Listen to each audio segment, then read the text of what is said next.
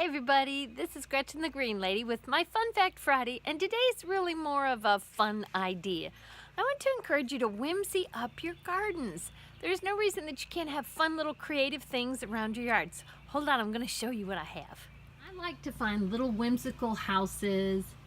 As you can see, this one's got a neat little chair, and here's a little house, little cottage. It's actually an upside down flower.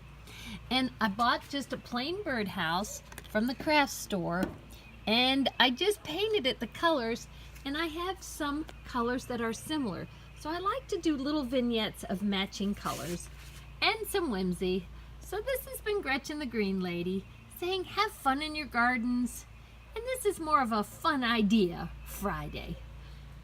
Hope you're going green.